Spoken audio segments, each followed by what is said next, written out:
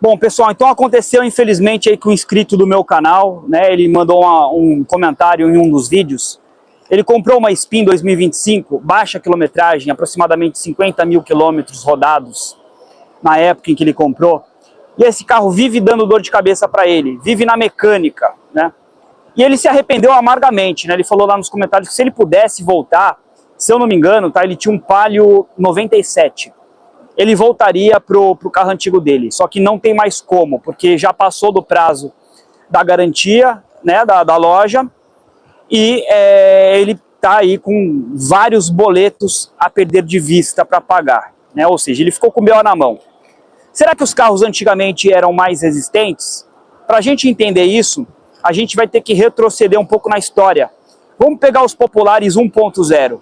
Antigamente, década de 90, início dos anos 2000, você tinha ali verdadeiros tanques de guerras caminhando nas ruas. O Uno é um bom exemplo, depois o seu sucessor, o Palio, você tem ali o Gonzinho 1.0, o Celta, o próprio Corsa, né, também da Chevrolet. Eram carros extremamente confiáveis, pessoal, e que aguentavam, que eram muito tolerantes à falta de manutenção por parte dos proprietários, né? Não é à toa que você vê vários carros até hoje rodando nas ruas. Teve o meu Uno, né? O meu antigo Uno, tá? Eu não estou mais com ele. Ele estava com um problema no carburador e eu levei ele no mecânico. Palavras do mecânico, tá? A gasolina estava subindo para o carburador, estava misturando óleo com gasolina. Ele falou: olha, não sei nem como você chegou até aqui. Palavras dele. Ele falou: você só chegou porque é um Uno, é um tanque de guerra esse carro. Ele falou: se fosse qualquer outro carro, você já tinha ficado com ele na mão. Ou seja, realmente os carros eram mais resistentes. Por quê? Antigamente, os motores 1.0, eles geravam em torno de 40 a 60 cavalos, tá? Mais ou menos, uma média de 40 a 60. Hoje em dia você vai ter, por exemplo, né, carros 1.0 turbo, com injeção direta de gasolina, que geram ali os 100, 120, 130 cavalos de potência, né? Ou seja, a potência dobrou, né? De uma forma geral, o estresse mecânico também aumentou nesses motores. Eles trabalham sobre uma pressão maior, sobre altas temperaturas, né? A temperatura que todos os componentes ali do motor trabalham, né? Pistões, bielas, enfim, é uma temperatura mais elevada, né? Ou seja, esses motores eles têm ali uma pressão muito maior dentro dos cilindros, tá?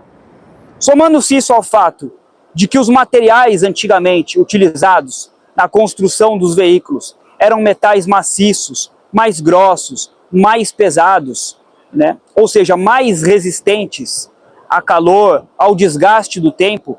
Hoje o que a gente vê são peças mais frágeis, mais leves, para gerar economia, para gerar também menos poluição ao meio ambiente, muitas peças de plástico sendo utilizadas nos componentes, peças que ressecam, que quebram com o tempo, né? Ou seja, resumindo, os carros realmente hoje, eles são mais frágeis e eles toleram muito menos a falta de manutenção, eles são menos tolerantes à falta de manutenção.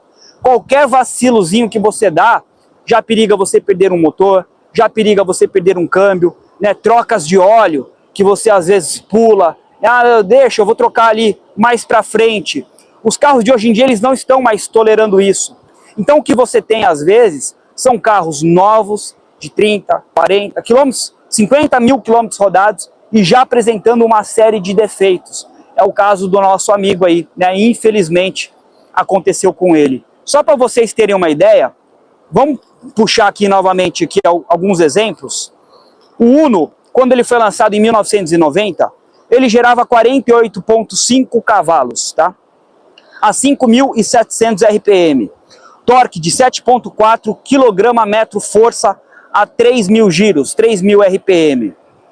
Hoje em dia, um Onix 1.0 Flex Turbo 2025 gera 116 cavalos a 5.500 RPM e um torque de 16,8 kgfm com etanol e 16,3 kgfm na gasolina a 2.000 giros, né? Ou seja, o torque vindo mais em baixa, como eu falei, a cavalaria dobrada, muito mais pressão sobre aquele motor. Tudo isso exige muito mais de todos os componentes mecânicos do motor. E isso faz com que eles sejam mais frágeis realmente. Dificilmente a gente vai ver esses carros lá para frente rodando nas ruas, como os dinossauros que a gente vê hoje em dia de décadas passadas. Para a gente concluir aqui o vídeo, pessoal, o brasileiro está comprando muito carro novo, carro 0 km, muitas vezes, sem condição. Eu tenho um vídeo aqui no meu canal que eu falo sobre isso, né, da cultura da ostentação. Então, às vezes, o cara vê o vizinho dele trocando de carro, um companheiro ali, né, de WhatsApp, o amigo de trabalho, e isso acaba, de uma certa forma, incentivando ele a trocar de carro também, mesmo sem poder, né? Então, às vezes, ele acaba entrando numa furada, num carro que não foi feito para o bolso dele, ele acaba pulando certas manutenções, e como eu falei, esses carros são frágeis, né?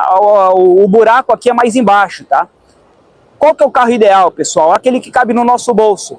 O carro ideal é aquele que está quitado na garagem, que você olha, aquele carro que não te dá trabalho, que você tem condições de trocar um pneu, trocar o óleo no tempo certo. Não é aquele carro que você olha para a garagem, 0 km, muitas vezes bonito, mas que não condiz com a sua realidade. Você olha como um fardo, muitas vezes um prejuízo financeiro.